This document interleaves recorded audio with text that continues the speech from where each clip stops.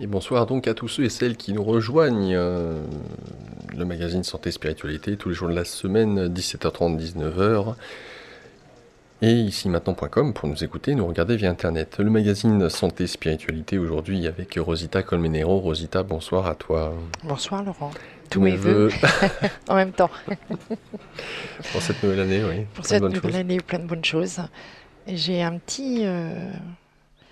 Je me suis souhaité à moi-même des choses et je voudrais en faire participer les auditeurs. Ouais. Voilà, les auditeurs.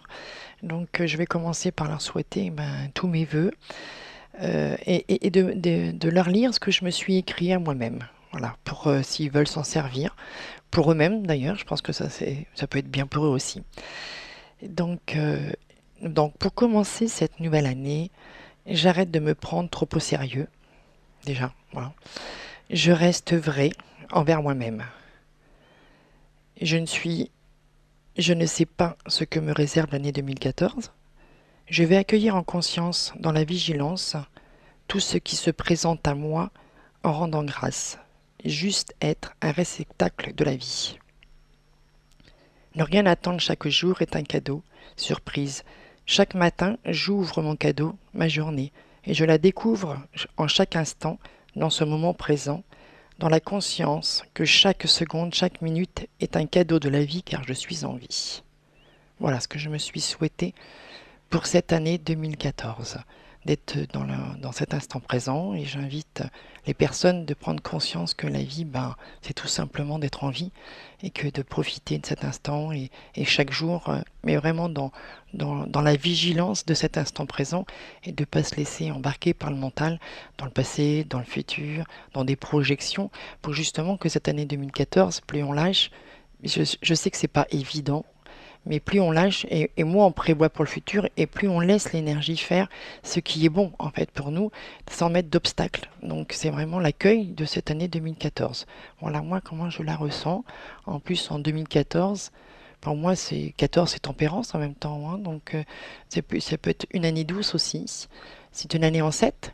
Donc l'année en 7 c'est vraiment l'intériorisation. Bon, chacun a son année personnelle, mais en même temps c'est vraiment l'intériorisation et développer toutes ces qualités, toutes ces, tous ces dons artistiques, s'il y en a qui en ont, vraiment de développer tout son potentiel pour qu'en deuxième semestre, la mettre au grand jour et puis en faire profiter les autres.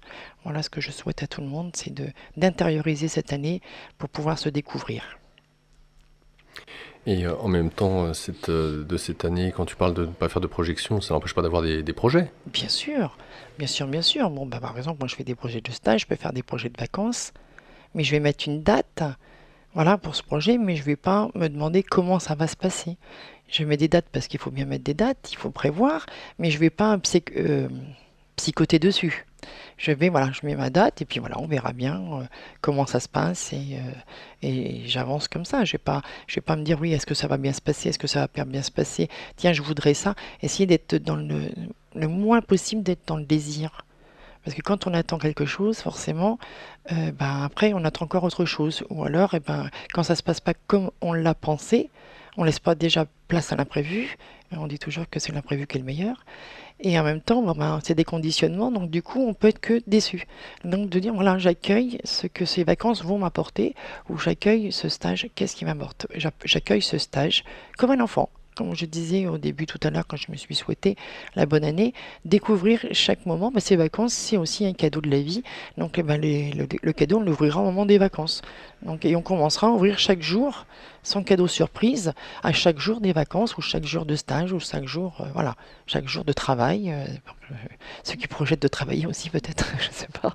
Donc c'est vraiment vraiment de prendre la conscience de que la vie vraiment est un cadeau et que c'est de remercier tout simplement. Et quand on lâche, on s'aperçoit qu'il y a plein de choses qui arrivent et il n'y a plus d'objections, il n'y a plus de freins et puis on avance, tout simplement. Est-ce que ne pas faire de projection, bon, comme tu le dis, ça n'enlève rien d'avoir des projets. Est-ce que il y a aussi, au-delà des projections, un ressenti? Comment est-ce que toi, par exemple, tu sens cette année 2014 pour un collectif? Parce que la rigueur, ce que tu as souhaité, c'était pour toi, c'est une chose. Mais en même temps, Tu es médium, tu es bioénergéticienne, donc on va dire que tout ce qui t'interpelle sont des énergies subtiles. Dans quelle mesure peut-être la médium que tu es, du ressenti pour un collectif que nous sommes pour 2014? Alors, pour 2014, c'est ce que je disais tout à l'heure, en fait, c'est une année quand même d'intériorisation. Qu'est-ce qui est bien pour chacun de nous? Parce qu'on est tous uniques, ce qui est bon pour moi n'est pas forcément bon pour la personne à côté. Donc, c'est vraiment d'aller rechercher son... Pas le moi. Le moi, c'est la personne, c'est l'ego. Moi et je. Moi, voilà. Donc, quand la personne, ben, quand on dit la personne, il n'y a personne. Donc, voilà. C'est de faire taire cet ego le maximum possible pour laisser la vie faire et mettre devant nous ce qu'on est venu vivre vraiment. De jouer ce rôle qu'on s'est donné à vivre sans mettre de barrière, sans vouloir plus que le voisin, mais vraiment d'être euh, d'apprécier ce que l'on est, s'accepter. Je pense que cette année va être propice à ça, vraiment, pour les personnes qui le souhaitent, de vraiment refaire un, un regard intérieur sur soi pour savoir exactement qu'est-ce qu'on veut. Bien souvent, les personnes jouent que des rôles pour la société. Parce qu'ils entendent déjà ce qui se passe dans la société, donc ils vont être que des rôles pour l'employeur, des rôles en tant que maman, mais qu'est-ce qu'ils sont eux vraiment? Ben, bien souvent, ils en ont même pas conscience. Et tout à l'heure, j'ai eu un appel d'une jeune femme. Je lui fais coucou en passant. Je ne sais pas si elle va m'écouter là maintenant, mais elle me disait, voilà, elle travaillait dans une bibliothèque et elle est venue me voir pour faire des soins. Elle savait pas trop où elle en était. C'était un petit peu difficile pour elle. Et donc là, elle me téléphone en me disant, ben voilà, je voudrais juste vous faire part aujourd'hui où j'en suis. Et donc, elle me dit, ben, tout compte fait, la bibliothèque, je m'aperçois que ça me convient pas. Alors que c'est une personne au départ qui pensait qu'avec les livres, tout ça, tout lui convenait. Et là, elle s'aperçoit qu'en fin de compte, bah non, ça lui convient pas. Ça lui convient pas parce qu'en fin de compte, le livre, bah, elle les range, etc. Elle les donne à des personnes, il y a tout un processus. Mais elle me dit, j'ai pas d'enrichissement. Et elle s'aperçoit en fin de compte qu'elle préférait être dehors, plus dans les espaces verts. Donc c'est quand même intéressant. On s'aperçoit d'un seul coup ben, que tout compte fait, ben, ce qu'on voulait, en fin de compte, on ne le voulait peut-être pas vraiment. Et on s'aperçoit que c'est pas forcément ce que notre être profond intérieur souhaite pour nous et ça ne nous éloigne pas forcément. Bien souvent, on est dans le... Bah, on fait comme les autres. On fait, bah tiens, bah voilà, c'est par défaut. Je vais mettre là-dedans, comme ça, on cherche pas tellement ce qu'on désire. Pas désir, parce que le désir, c'est vraiment quelque chose où il y a une attente. Et quand il y a une attente, il y a forcément une déception. Donc c'est plutôt ce qu'on peut ressentir au plus profond de soi-même. C'est vraiment ça, d'écouter son intuition et puis de faire en sorte que tout est possible, qu'en fait, et de le faire.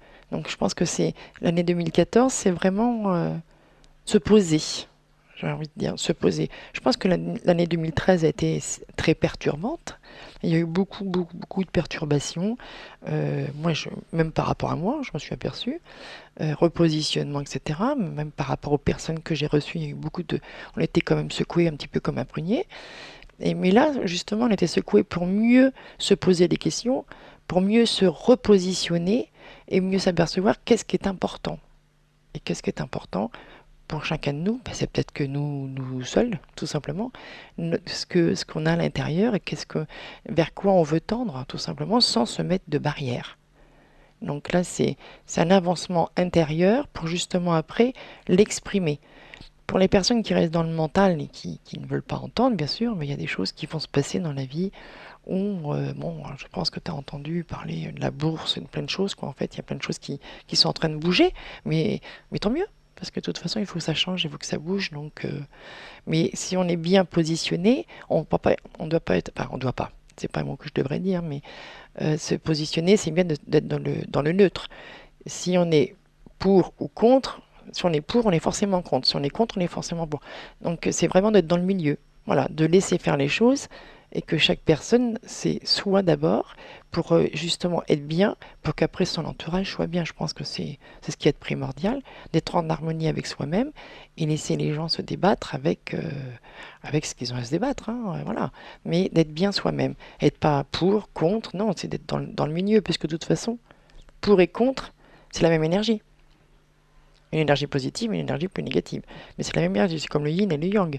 L'amour et haine, comme vie-mort. Donc c'est juste la même énergie qui est à l'opposé. Donc autant manifester, Ouais, des facettes d'une même pièce, ouais. voilà, autant manifester le côté positif et puis laisser l'autre dans le vide. C'est mieux. Donc d'être au milieu, ben comme ça on est en harmonie avec soi et on est dans le bien-être. Donc voilà ce que je pense pour l'année 2014, qu'il y a beaucoup de personnes qui vont se retrouver et qu'il y aura beaucoup de changements au niveau professionnel. Beaucoup de personnes et j'en vois déjà, hein, qui sont déjà en marche, j'en ai reçu pas mal, qui sont en changement professionnel, qui ont un travail bien payé, ils sont bien, hein, c'est pas, mais ça leur convient plus. C'est plus ça qu'ils veulent. Ils veulent pas, ils veulent vraiment faire autre chose. Donc ça, je trouve ça super, parce qu'il y a vraiment une ouverture là en début d'année où les gens prennent conscience qu'en fin de compte, oui, ils sont bien payés, oui, ils ont ça, mais c'est pas ça qui leur convient. Ils préfèrent gagner un peu moins, mais par contre être dans quelque chose qui leur plaît. Et ça, je trouve ça génial. Alors pour le coup, tu es en adéquation avec la thématique que j'ai abordée durant la revue de presse une partie de l'après-midi. C'était sur la culture et la promotion de la culture, comme quoi la culture en France rapporte énormément d'argent dans le cadre du PIB, hein. Donc la culture rapporte même plus que tout le secteur automobile. Donc sans compter tous les sous-traitants et ceux qui profitent aux alentours de la culture. Et en parallèle de ça, j'ai mis 2 autres informations en dehors de la culture. C'est que un article du Monde, les Français s'enfoncent dans la dépression collective. Voilà, là c'est dur. Tu parlais de lâcher prise et puis de reconversion, de professionnels, ce genre de choses. De se poser des questions en tout cas sur soi, où est-ce qu'on va, de se redéfinir. Et puis un autre élément que j'ai lu, un article, c'était justement sur la drogue en entreprise, un phénomène inquiétant. Donc tout ça pour dire que maintenant, toute catégorie socio-professionnelle, eh bien, la drogue se retrouve être partout, à toutes les échelles, tous les niveaux.